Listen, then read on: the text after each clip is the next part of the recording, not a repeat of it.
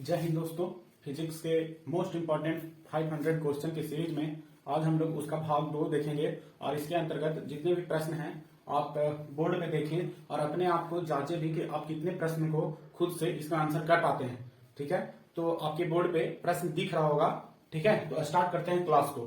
ठीक है दोस्त, तो क्वेश्चन है कि शरीर का वजन पृथ्वी की सतह पर, शरीर का वजन, ठीक है, शरीर का वजन पृथ्वी के सतह पे क्या होता है। ठीक है, हर जगह बराबर होता है। जो पहला ऑप्शन है कि पृथ्वी के सतह पर सभी जगह एक समान होता है, क्या एक समान होता है पृथ्वी पे जो वजन है हम लोगों का वो पृथ्वी पे हर जगह पे एक समान होगा। दूसरा ऑप्शन है ध्रुवों पर अधिकतम होता है, ध्रुवों पर अधिकतम होता है। तीसरा ऑप्शन है विषुवत रेखा पर अधिकतम होता है और चौथा ऑप्शन है मैदानों की तुलना में पहाड़ियों पर अधिक होता है। तो इसका ऑप्शन हो जाएगा बी नंबर आंसर, 22 का बी नंबर आंसर हो जाएगा दोस्त। अब ये बी क्यों होगा, देखिए जो अर्थ होता है ये अर्थ है, तो अर्थ का अगर आप इसके सेंटर से इसके जी का मान अगर देखिएगा ना यहाँ पे, तो ये ज्यादा मैक्सिमम दूरी ट्रेवल करता है और ये कम दूरी को ट्रेवल करता है, क्योंकि पृथ्वी का जो आकार है वो कुछ मतलब जो नॉर्थ पोल और साउथ पोल है हल्का चपटा आकार का है। इस कारण से जो पृथ्वी का जो विषुवत रेखा का जो दूरी होता है ना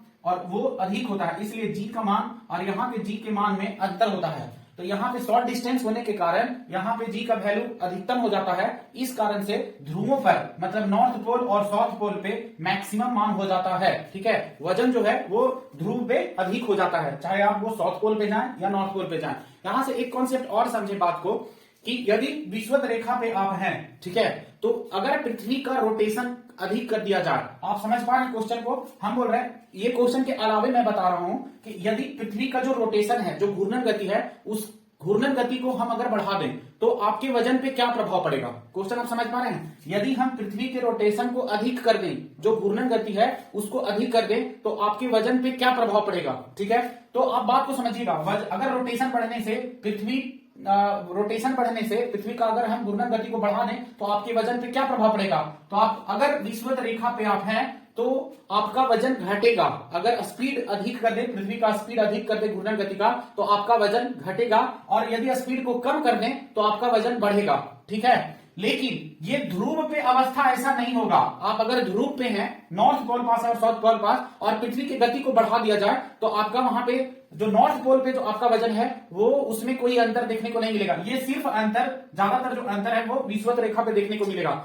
यदि एक क्वेश्चन यहां से और बनता है कि यदि पृथ्वी की घूर्णन गति को 17 टाइम्स, जितना वो गति से घूम रहा है उसके 17 गुना अधिक कर दें, तो आपका विषुवत रेखा पे जितना भी आपका वजन होगा वो जीरो हो जाएगा। आपका वजन कितना हो जाएगा, जीरो हो जाएगा। यदि पृथ्वी के घूर्णन गति को 17 टाइम बढ़ा दे, मतलब 17 गुना कर दे, तो आपका जो वजन है वो विषुवत रेखा पे, ये जो विषुवत रेखा इस पे आपका वजन जीरो हो जाएगा। यहां से इतना सारा कॉन्सेप्ट आप ले चुके हैं इस क्वेश्चन से।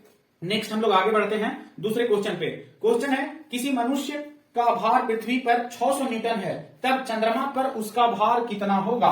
क्वेश्चन है, आपके बोर्ड पे दिख रहा होगा क्वेश्चन नंबर 23।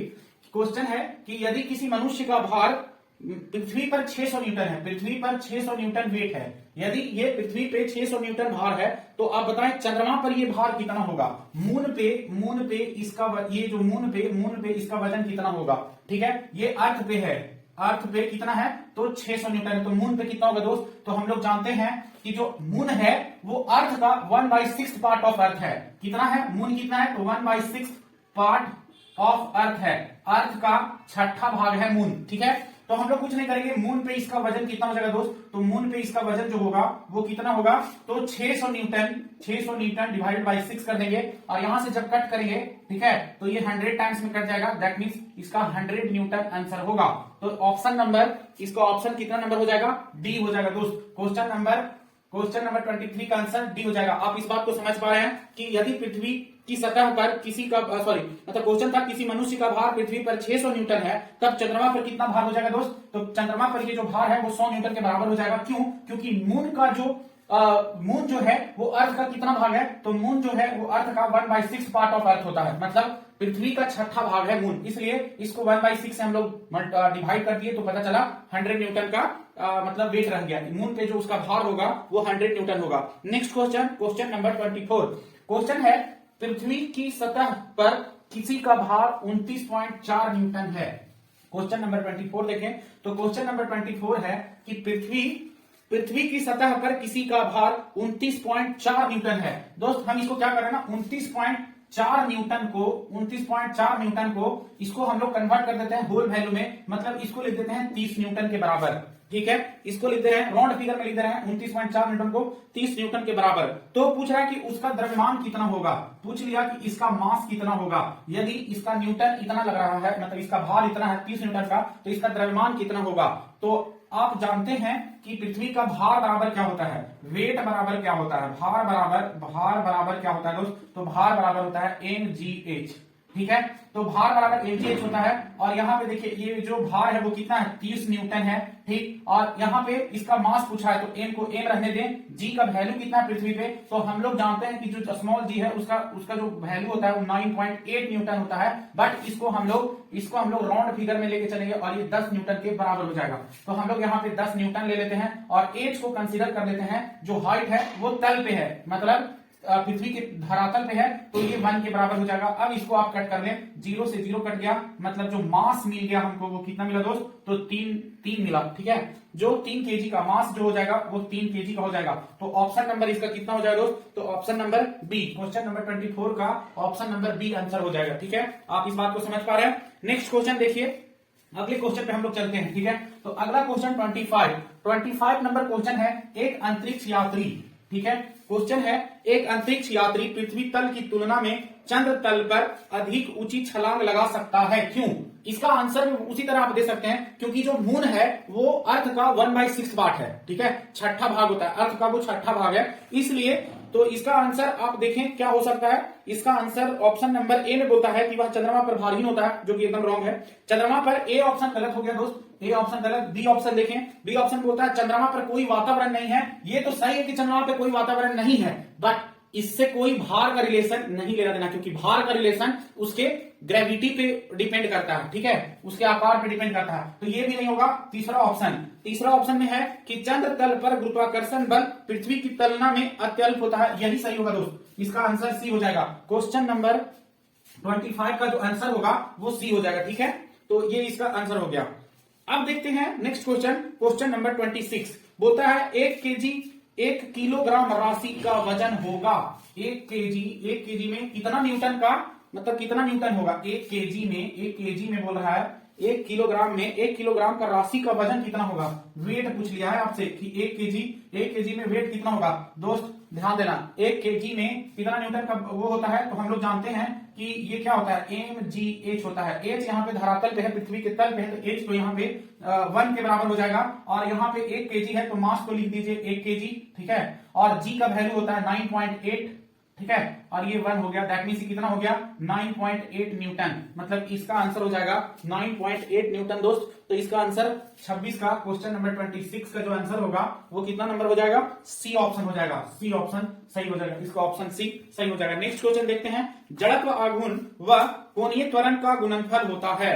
ठीक है, जड़त्व आघूर्ण और कोणीय त्वरण का क्या होता है, मतलब ये पूछ रहा है momentum of inertia and acceleration and angular acceleration. ठीक है, तो आप ध्यान से देखिए ये क्या कह रहा है, momentum of inertia into angular acceleration. ये जो है ना ये किसके बराबर होता है दोस्त, तो ये टॉर्क के बराबर होता है। ये टॉर्क के बराबर होता है, आप समझ पा रहे हैं। Momentum of inertia into angular acceleration जो होता है वो टॉर्क के बराबर होता है। ठीक है, और एक टॉर्क के बराबर एक और अब आप सोच रहे होंगे कि टॉर्क क्या होता है, तो इसको बोलते हैं बल आघूर्ण। ठीक है, टॉर्क को बोलते हैं बल आघूर्ण। जो दरवाजा है ना वहां पे टॉर्क काम करता है, या फिर जो आप कोई बोतल लेते हैं, बोतल में जो ढक्कन होता है ना वो भी एक टॉर्क के कारण खुल पाता है। और भी इसका एग्जांपल ले सकते हैं, जैसे गाड़ी का जो चक्का होता है, मतलब बड़े बड़े ट्रक होते हैं ना उसमें जो चक्का, उसका जो वो होता है ना क्या उसको बोलते हैं, नट, वो जब खोला जाता है ना तो उसके लिए देखे होंगे बड़ा सा एक वो होता है औजार। ठीक है, उससे जो खोलता है वो भी टॉर्क का काम करता है। ऐसे टॉर्क बराबर टी से इसको डिनोट करते हैं, और ये क्या होता है F इंटू आर होता है। आप इसको लिख सकते हैं फोर्स इंटू रेडियस ऑफ जितना दूरी हो उसका।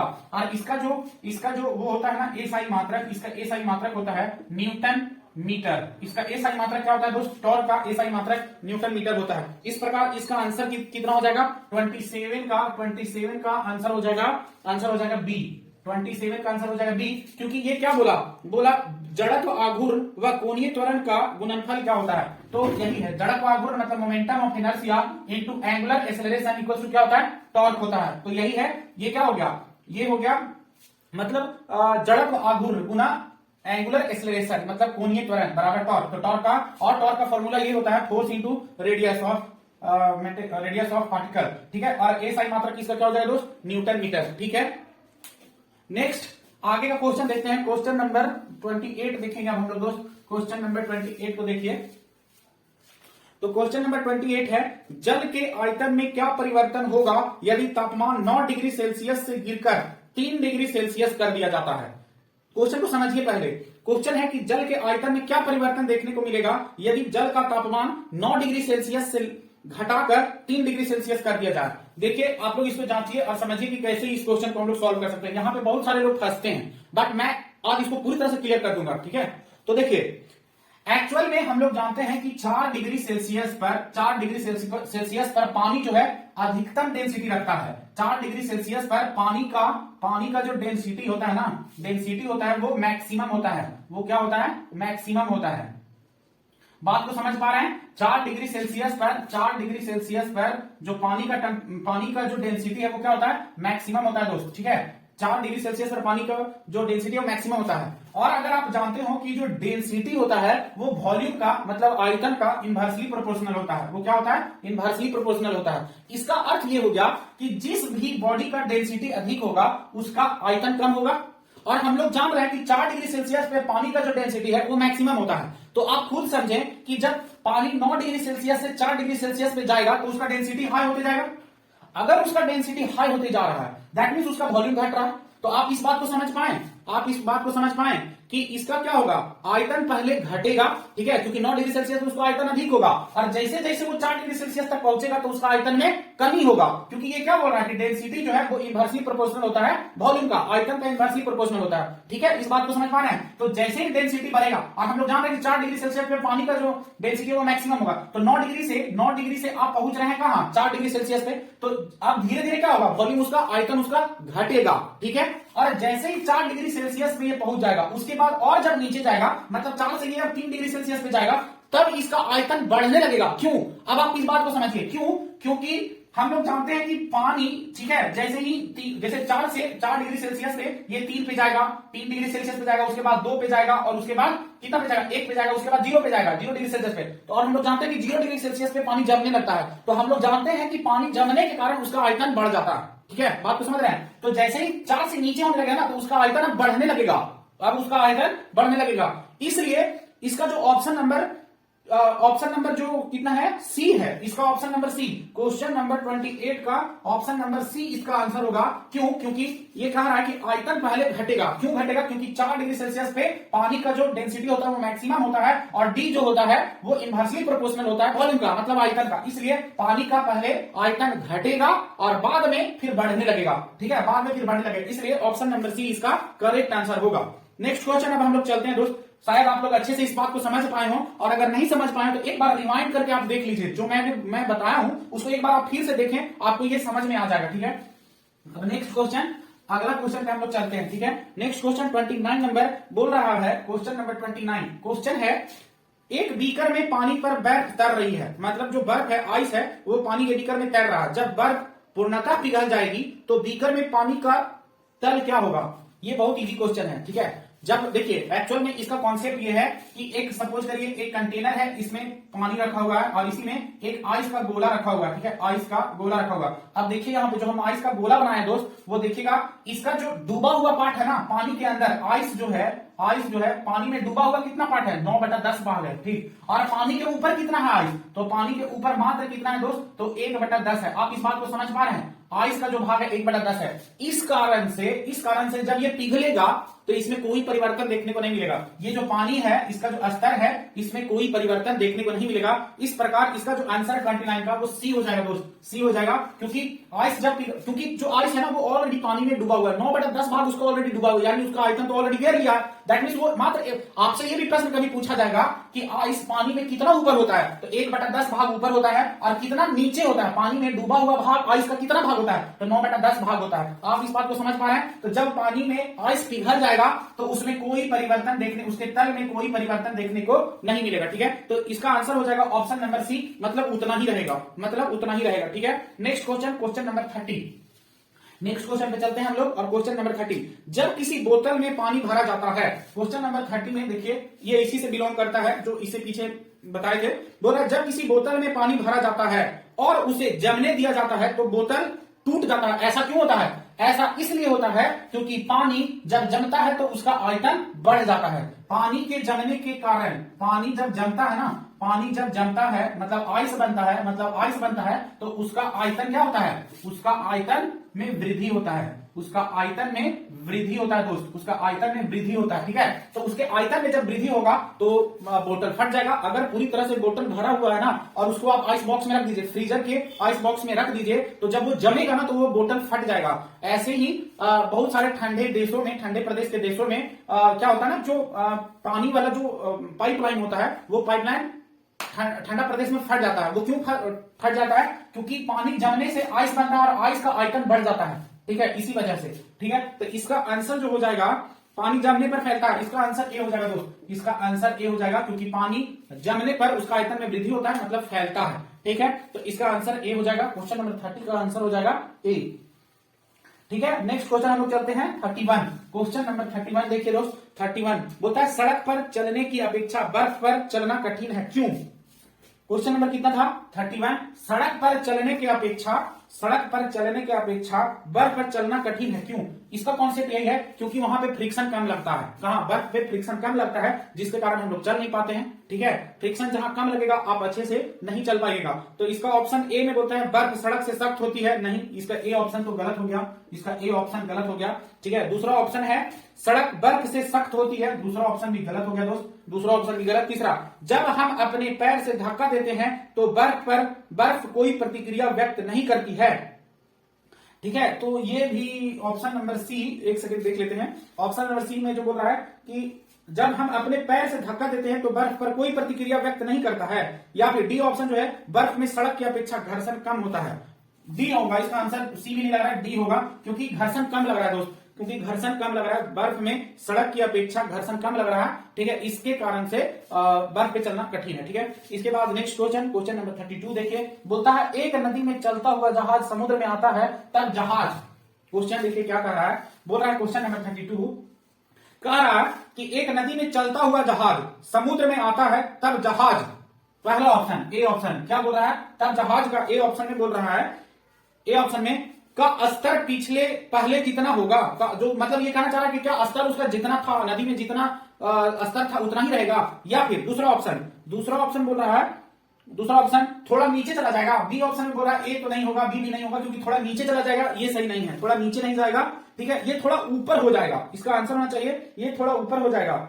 और बी ऑप्शन तो बोल रहा है थोड़ा ऊपर हो जाएगा, बी ऑप्शन सही है, इसका थोड़ा ऊपर हो जाएगा। अब इसका कॉन्सेप्ट बताते हैं, थोड़ा ऊपर क्यों हो जाएगा? जब नदी में शीत जहाज जैसा था, ठीक है, अब वो समुद्र में प्रवेश किया तो ऊपर क्यों हो जाएगा? इसका वजह यह है क्योंकि समुद्र के पानी अधिक लवणीय होते हैं, किसके अपेक्षा? नदी के पानी से। ठीक है, क्योंकि समुद्र का पानी अधिक लवणीय होते हैं या फिर अधिक डेंसिटी युक्त होते हैं, उसमें जो घनत्व है उसका अधिक होता है, जिस कारण से समुद्र का पानी में अधिक घनत्व होने के कारण क्या होता है, वो और ऊपर कर देता है। जितना डिस्प्लेस कर रहा था ना वो नदी में पानी को, उससे कम ही डिस्प्लेस कर पाता है और अच्छी से तैरता है। वो बात को समझ रहे हैं? इसका मेन कंक्लूजन यही है कि समुद्र का पानी अधिक लवणीय होता है, मतलब अधिक डेंसिटी युक्त होता है। ठीक है, इस कारण से जो समुद्री का जो जहाज है वो ऊपर उठ जाता है। तो आप समझ पा रहे होंगे इस बात को, तो इसका ऑप्शन नंबर बी आंसर हो जाएगा। ठीक है, नेक्स्ट क्वेश्चन देखते हैं दोस्त। नेक्स्ट क्वेश्चन है लोहे की कील पारे में क्यों तैरती है? तो बहुत इजी क्वेश्चन है, बोल रहा है लोहे की कील पारे में क्यों तैरती है जबकि यह पानी में डूब जाती है, ऐसा क्यों होता है? ठीक है, क्वेश्चन नंबर कितना था? 33। ठीक है, तो बोला है कि लोहे की कील पारे में क्यों तैरती है जबकि यह पानी में डूब जाती है। तो इसका सीधा रीजन बताते हैं दोस्त। देखो, लोहा का जो डेंसिटी है और जो पारा का डेंसिटी है, पारा मतलब मरकरी, पारा का जो डेंसिटी है, ठीक है, इसको W से डिनोट किया जाता है, पारा को W से डिनोट किया जाता है, ठीक है, मरकरी को, सॉरी मरकरी को नहीं, वो तो टंगस्टन, इसको मरकरी को Mg से डिनोट किया जाता, नहीं मरकरी को, अच्छा चलिए ठीक है, मरकरी को से, अरे यार यहाँ पे, अच्छा ठीक है, यहाँ थोड़ा रुके, पारा, पारा का जो डेंसिटी होता है दोस्त, पारा का जो डेंसिटी होता है वो, पारा का डेंसिटी लोहा का डेंसिटी से, मतलब कील की डेंसिटी से, कील की डेंसिटी से अधिक होता है, ठीक है। इसका जो डेंसिटी है, इसका जो डेंसिटी है, ठीक है, डेंसिटी है, पारा का जो डेंसिटी है वो क्या है, कील से अधिक होने के कारण कील पानी में, कील पारा में तैरेगा, कील पारा में तैरेगा, कील जो है वो पारा में तैरेगा, ठीक है। परंतु अब देखो यहां पानी का डेंसिटी, पानी का जो डेंसिटी है, पानी का जो डेंसिटी है वो क्या होता है, कील से कम होता है, कील से, लोहा का जो कील है उससे कम होता है, ठीक है, उससे कम होता है। अब जब कम है तो ये क्या होगा, कील डूब जाएगा पानी में, बस इसका आंसर यही हो जाएगा। तो इसका ऑप्शन नंबर कितना हो जाएगा दोस्त, तो इसका ऑप्शन लोहे की पारे से रासायनिक क्रिया, ये तो एकदम ए ऑप्शन गलत है, लोहे का भार पानी से अधिक है तथा पारे से कम है, लोहे का भार पानी से अधिक है तथा पारे से कम है। अच्छा तीसरा ऑप्शन, लोहे का घनत्व, लोहा का घनत्व पानी से अधिक है तथा पारे से कम है, यस, इसका ऑप्शन सी हो जाएगा आंसर, इसका ऑप्शन सी नंबर इसका आंसर हो जाएगा दोस्त, इसका ऑप्शन सी सही होगा, ठीक है। नेक्स्ट क्वेश्चन पे चलते हैं हम लोग। नेक्स्ट क्वेश्चन क्या है, पानी का घनत्व मैक्सिमम होता है। अगला क्वेश्चन जो क्वेश्चन नंबर 34 है वो क्या है, तो बोलता है कि पानी का घनत्व मैक्सिमम होता है। अभी कुछ देर पहले क्वेश्चन आया था, उसमें मैंने बताया था कि जो पानी का मैक्सिमम जो डेंसिटी है, घनत्व है, डेंसिटी है, वो कितना डिग्री होता है, 4 डिग्री सेल्सियस होता है। और ऑप्शन नंबर कितना हो जाएगा दोस्त, तो बी हो जाएगा, इसका ऑप्शन नंबर बी आंसर हो जाएगा, ऑप्शन नंबर बी, ठीक है। नेक्स्ट क्वेश्चन, वस्तु की मात्रा बदलने पर अपरिवर्तित रहेगा। वस्तु की मात्रा को अगर बदल दें तो क्या अपरिवर्तित रहेगा दोस्त, तो देखिए ये वस्तु है, इस वस्तु का सब चीज देखिए, इस वस्तु में आयतन है, घनत्व है, द्रव्यमान है, भार है, सब चीज है, तो इसमें क्या नहीं चेंज होगा। अगर इसका 1 लाख टुकड़ा कर दें तो क्या इसका चेंज नहीं होगा, ठीक है। इसका अगर हम 10,000 टुकड़ा कर दें, इसका 1,000 टुकड़ा कर दें, इसका 5 टुकड़ा कर दें, तो इसमें क्या परिवर्तन नहीं होगा। अगर हम इसका 2 टुकड़ा कर दें, इसके भार में परिवर्तन होगा ना, इसके आयतन में परिवर्तन होगा ना, ठीक है, और इसके क्या द्रव्यमान में भी परिवर्तन होगा, बट इसके घनत्व में कोई परिवर्तन नहीं होगा। कोई भी ऑब्जेक्ट का यदि उसको हम कितना भी टुकड़ा कर दें तो उसके किस चीज में चेंज नहीं होगा, तो उसका घनत्व में कोई चेंजिंग नहीं आता है दोस्त, उसके घनत्व में कोई चेंजिंग नहीं आता है। तो इस 35 का आंसर जो हो जाएगा वो डी ऑप्शन हो जाएगा, ऑप्शन नंबर डी, और आंसर हो जाएगा घनत्व, इसके घनत्व में कोई परिवर्तन नहीं होगा। अब नेक्स्ट क्वेश्चन है क्वेश्चन नंबर 36, बोलता है समुद्र में प्लवन करते आइसबर्ग का कितना भाग समुद्र की सतह से ऊपर होता है। अभी कुछ देर पहले ही बताए थे, इसका कॉन्सेप्ट कुछ देर पहले ही बताए थे। क्वेश्चन नंबर कितना है ये 36, तो कितना भाग ऊपर होता है दोस्त, तो 1/10 भाग ऊपर होता है, ठीक है। आइसबर्ग जब पानी में होता है ना तो वो कितना भाग ऊपर होता है, 1/10 भाग ऊपर होता है, और 9/10 भाग नीचे होता है, 9/10 भाग नीचे होता है। इस बात को समझ रहे हैं, ठीक है। तो इसका आंसर कितना हो जाएगा, बी ऑप्शन 36 का ऑप्शन नंबर बी आंसर सही है। नेक्स्ट क्वेश्चन, बर्फ के 2 टुकड़े को आपस में दबाने पर टुकड़े आपस में चिपक जाते हैं, क्यों ऐसा होता है भाई, ठीक है। जब 2 बर्फ का टुकड़ा ले, ठीक है, बात को समझिए, एक आइस ये है, ठीक है, और एक आइस और हम यहीं पे ले लेते हैं, एक आइस ये है, इन लोग दोनों को हम दबा रहे हैं। अब इन लोग दोनों को दबा रहे हैं, तब पूरा ताकत से दबा रहे हैं, तो दबाने के कारण क्या होगा, इसके गलनांक में कमी आ जाएगा। ये दोनों आइस को जब हम दबाएंगे ना तो इसका गलनांक में कमी आएगा, गलनांक मतलब ये पिघलने लगेगा, मेल्ट होने लगेगा, ठीक है। तो जब ये पिघलने लगेगा, दाब बढ़ा रहे हैं, इधर से पूरी तरह से दाब रहे हैं, दोनों को दाब रहे हैं, ठीक है, दाब बढ़ा रहे हैं, तो यहाँ पे क्या होगा, मेल्ट हो जाएगा, इसका गलनांक में क्या आएगा, कमी हो जाएगा। और जैसे ही गलनांक में कमी हो जाएगा तो ये पानी यहां बन जाएगा दोस्त, यहाँ आइस है ना, तो यहाँ पानी बन जाएगा, क्योंकि वो मेल्ट कर गया, पिघल गया, तो यहाँ पानी बन जाएगा। और जैसे ही छोड़ेंगे तो फिर ये आइस, ये जो है पानी जम जाएगा, और जैसे ही जमेगा तो दोनों आइस चिपक जाएगा। इसका आंसर आप समझ पा रहे हैं, ये दोनों आइस चिपक जाएगा। तो जो क्वेश्चन 37 है इसका आंसर क्या होगा, आप समझ पा रहे हैं, इसका आंसर हो जाएगा पहला ऑप्शन जो बोल रहा है कि दाब अधिक होने से बर्फ का गलनांक घट जाता है, यस, इसका आंसर ए ही होगा दोस्त। क्यों होगा, क्योंकि बर्फ का जब दोनों तरफ से दबाया जाएगा तो उसका गलनांक में कमी आएगा, ठीक, और जब कमी आएगा तो यही तो बोल रहा है कमी आएगा, तो ये क्यों चिपक जाता है, जैसे ही उस दाब को हटाएंगे तो ये दोनों फिर जमेगा, मतलब यहाँ का जो लिक्विड है, पानी है, इसका जो स्तर है पानी का, वो फिर जम जाएगा, दोनों चिपक जाएगा। इसका आंसर ए एकदम सही है, ठीक है, इसका आंसर ए 37 का ए होगा। नेक्स्ट क्वेश्चन, हवाई जहाज से यात्रा करते समय पेन से स्याही निकलने लगती है, ऐसा क्यों होता है, ठीक है। तो हवाई जहाज से यात्रा करते समय करते समय पेन से स्याही निकल जाती है। क्वेश्चन नंबर 38, पेन से स्याही निकल जाती है, ऐसा क्यों होता है? तो ऑप्शन ए जो इसका है ना, इसका ऑप्शन ए क्या बोल रहा है? वायु दाब में कमी के कारण, और यही आंसर होगा दोस्त, यही आंसर होगा कि वायु दाब में कमी के कारण। ठीक है, अब देखिए आप जैसे जैसे ऊपर जाइएगा ना, आप जैसे जैसे ऊपर जाओगे तो वायुमंडलीय दाब जो है ना वो घटते जाता है। एक नोट करके आप लिख सकते हैं, क्या लिख सकते हैं नोट करके, कि आप अगर 165 मीटर ऊपर जाते हैं, आप अगर 165 मीटर ऊपर जाते हैं तो आपका तापमान 1 डिग्री सेल्सियस से घट जाएगा। ये एक फैक्ट है, जो 165 मीटर अगर आप ऊपर जाते हैं तो आपका 1 डिग्री सेल्सियस तापमान घट जाएगा।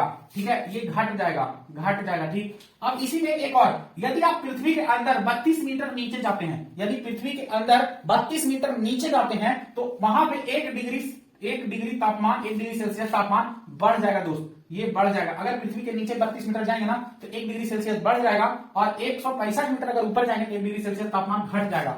लेकिन यहाँ पे इससे रिलेटेड नहीं है, ये तो एक फैक्ट बता दिए, बट यहाँ क्या क्वेश्चन था कि हवाई जहाज में यात्रा करते समय पेन की स्याही निकलने लगती है। क्यों निकलने लगती है? क्योंकि वायुमंडलीय दाब घटने लगता है। आप जैसे जैसे ऊपर जाएगा तो वायुमंडलीय दाब घटते जाएगा, यही कारण है इसका। ठीक है, अब वायुमंडलीय दाब को किस चीज से मेजर किया जाता है दोस्त? तो वायुमंडलीय दाब को बैरोमीटर से नापा जाता है। ठीक है, बैरोमीटर से नापा जाता है, वायुमंडलीय दाब को बैरोमीटर से नापा जाता है। और ये जो बैरोमीटर है दोस्त, ये जो बैरोमीटर है, इस बैरोमीटर का 3 पाठ्यांक होता है। इस बैरोमीटर का 3 पाठ्यांक होता है। आप पहला पाठ्यांक ये समझिए कि जब बैरोमीटर, सपोज करिए कि बैरोमीटर कुछ इस तरह का यंत्र है, ठीक है, और इसमें एक नीडल ऐसे लगा हुआ, यहाँ पे 1 2 3 ऐसे करके लिखा हुआ। ठीक है, जब ये नीडल अचानक से ऐसे यहाँ पे गिर गया ना, ये नीडल अगर अचानक से ऐसे यहाँ गिर गया तो आंधी और तूफान आने की आशंका हो जाती है। जब बैरोमीटर का पाठ्यांक जो ये नीडल है अगर अचानक ये गिर गया तो वहां पे क्या आ जाता है? आंधी तूफान आने की आशंका है। ठीक है, आशंका क्या? आंधी तूफान आएगा। ठीक, यदि ये जो रीडिंग है, ये जो नीडल है, रीडिंग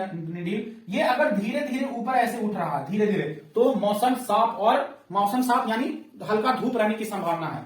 और अगर ये नीडल धीरे धीरे नीचे जा रही हो तो मौसम में बारिश होने की संभावना है। ठीक है, तो इस तरह का 3 प्रश्न यहां से आता है बैरोमीटर से रिलेटेड। और बैरोमीटर का जो खोज किया था, बैरोमीटर का जो डिवाइस है, ये डिवाइस का जो फाउंडर है, मतलब खोज किया था, डिस्कवरी किया था, खोज किया था इसका, उसका नाम था टॉर्सेली। ठीक है, इस साइंटिस्ट का नाम है टॉर्सेली। ठीक है, अब नेक्स्ट क्वेश्चन देखते हैं दोस्त, 39 नंबर, क्वेश्चन नंबर 39। तो क्वेश्चन नंबर 39 देखिए, क्वेश्चन नंबर 39 बोलता है, क्या बोलता है क्वेश्चन नंबर 39, कि ऊंचाई की जगहों पर पानी 100 डिग्री सेल्सियस के नीचे के तापमान पर क्यों उबलता है? ठीक है, क्योंकि वहां पर वायुमंडलीय दाब घट जाता है। तो पहला ऑप्शन 39 का पहला ऑप्शन क्या है दोस्त? पहला, क्योंकि वायुमंडलीय दाब कम हो जाता है अतः उबलने का बिंदु नीचे आ जाता है। एकदम सही, पहला ही ऑप्शन इसका सही है, तो इसका पहला ऑप्शन सही हो जाएगा। ठीक है, नेक्स्ट क्वेश्चन नंबर 40, साबुन के बुलबुले के अंदर का दाब क्या होगा? अब देखिए, आप लोग बच्चा में खेले होंगे कि साबुन का बुलबुला, जब कपड़ा धोने वाला जो साबुन होता है ना, उसमें बहुत अच्छा झाग आएगा, मतलब जब करिएगा तो जब झाग बना के ऐसे आप जब फूकते होंगे तो एक गोल आकार का जब निकलता है तो वही बुलबुला है। तो वो बुलबुला जो है, वो बुलबुला या फिर जो नदी उदी में जो बुलबुला आता है, उसके अंदर में वायुदाब क्या होता है? तो उसके अंदर में जो वायुदाब है वो हमारे एटमॉस्फेरिक वायुदाब से अधिक होता है उसके अंदर, जब तक वो बुलबुला बना हुआ है। ठीक है, तो वो समझिए कि समान मतलब जितना वायुमंडलीय दाब है उतना ही उसका दाब है, बट अगर वो फट गया तो समझ लीजिए कि उसका वायुदाब बढ़ गया। तो इसका जो ऑप्शन है, पहला ही ऑप्शन सही है, वायुमंडलीय दाब से अधिक होता है। इसका जो बुलबुला के अंदर का जो दाब होता है वो ए आंसर हो जाएगा दोस्त, 40 का ए आंसर हो जाएगा, क्योंकि वायुमंडलीय दाब से अधिक होता है, उसके अंदर का जो वायु दाब होता है बुलबुला के अंदर, उसके वायुमंडलीय दाब से अधिक होता है। Next question, question number 41, next question number 41 पे चलते हैं। 41 है कि वायु दाब की रीडिंग में अचानक गिरावट इस बात का संकेत करती है। अभी तुरंत बताएं कि आपके पास एक ये बैरोमीटर डिवाइस है। ठीक है, देखिए बैरोमीटर भी बहुत सारा अलग अलग चीज से बना हुआ होता है। पहले का जो बैरोमीटर होता था ना, वो इस प्रकार का होता था, जो कि पारा से बना हुआ होता था, और पारा का 76 सेंटीमीटर का जो वो कॉलम में जो रहता था ना, वो जितना दाब 76 सेंटीमीटर का पारा जितना क्रिएट करता था, जितना दाब क्रिएट करता था, मान लीजिए पारा भरा हुआ है, ठीक है, तो ये जितना 76 सेंटीमीटर का दाब जितना यहाँ लग रहा है वही 1 एटमॉस्फेरिक प्रेशर के बराबर होता था। ठीक है, और हम लोग जानते हैं कि जो 1 एटमॉस्फेरिक प्रेशर है वो कितने के बराबर होता है? तो 10⁵ न्यूटन के बराबर होता है। ठीक है, अब देखिए ये आपका क्या है? बैरोमीटर है। सपोज करिए जो टीचर ऐसे करके ये नोट लिखा हुआ और इसमें एक नीडल है, ये बोल रहा है कि ये जो नीडल है ना, ये वाला नीडल, ये अचानक गिर गया, ये यहाँ पे अचानक गिर गया, तो ये जो अचानक गिरा इसके साथ क्या होगा? तो इसका संकेत ये है कि अचानक गिरने के कारण कि आंधी तूफान आने वाला है। ठीक है, तो ऑप्शन नंबर किसमें है जो आंधी तूफान लिखा हुआ है दोस्त? तो D number, option number D, ये आंसर हो जाएगा डी। ठीक है, इसका आंसर क्या हो जाएगा? डी, क्योंकि यही आंधी तूफान आएगा। ठीक, और यदि ये कांटा जो है, ये निडिल जो है, ये धीरे धीरे ऊपर बढ़ रहा हो, धीरे धीरे ऊपर आ रहा हो, तो मौसम साफ रहेगा, एकदम मौसम सुहावना रहेगा, हल्का धूप रहेगा। ठीक है, लेकिन ये पाठ धीरे धीरे नीचे आ रहा हो, धीरे धीरे, ध्यान दीजिएगा, धीरे धीरे नीचे आ रहा हो तो क्या होगा? तो हल्का बारिश होगी। हल्का क्या? बारिश होने की संभावना, मतलब बारिश होगी। ठीक है, तो इसका आंसर हो जाएगा डी, 41 नंबर का आंसर हो जाएगा डी। नेक्स्ट क्वेश्चन है क्वेश्चन नंबर 42।